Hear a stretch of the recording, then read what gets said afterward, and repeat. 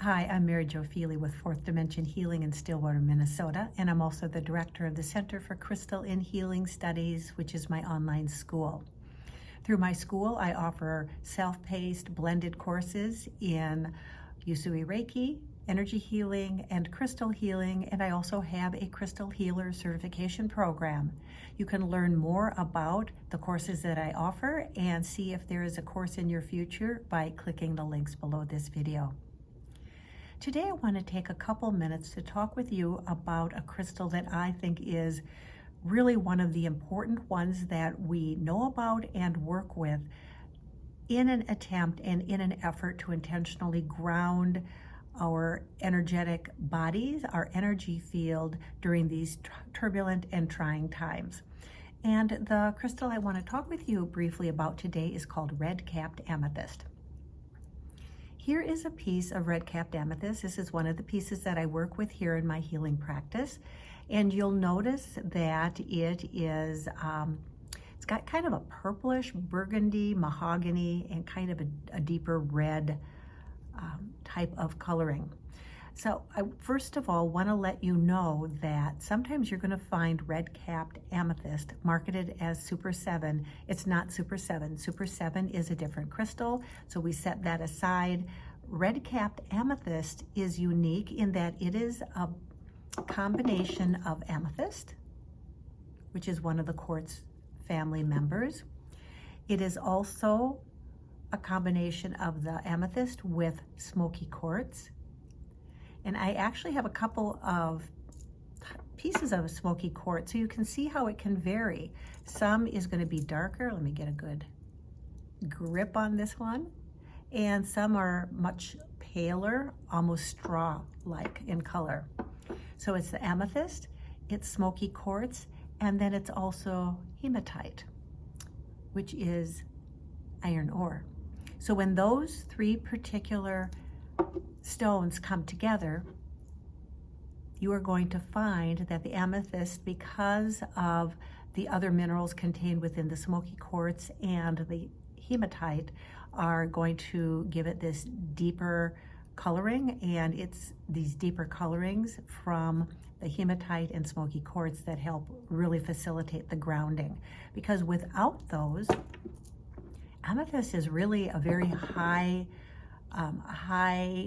chakra type of energy. It's a wind element energy compared to this red-capped amethyst, which is actually, because of all the transformation that's taking place within it, is actually a storm element stone. And if you're not familiar with the elements that I work with, you can find other videos that will give you more information about them. So I want to show you another piece that I work with here in my healing practice. So if you were seeing me for an energy healing or crystal healing session, it may be that you might be working with one of these two stones that I've shown you. Okay. I also wanted to show you a couple examples that I believe are fairly representative of what I carry in my online shop. And because of the quartz, we are looking at around a 7 for the Mohs hardness scale. So you can see again, these grow in single terminations, with the amethyst being more at this end and the hematite at more of the termination point. So when you're working with a piece of red-capped amethyst, it could be that you get a sense that you want this termination pointing towards your body, or it might be that you get a sense you'd like it pointing away from your body, because the direction of the energy of the stone is going to be coming off that point. There, you can see it a little bit better. And here's another example. This piece is a little bit smaller. And one of the things I like about the red-capped amethyst is even its feel gives me a sense that there is something important about this stone.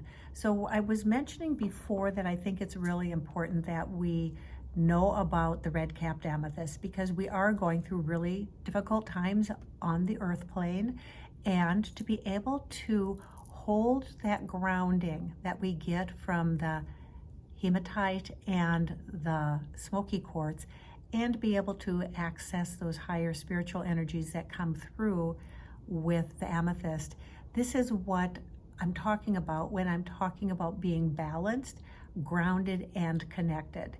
And what we're really doing with any kind of crystal healing is helping to clear the energy field, clear the energy centers or chakras, so that the earth energy can move up through the top of our head, and then those spiritual energies can come on down from the top of our head through all of our chakras and move down into the earth.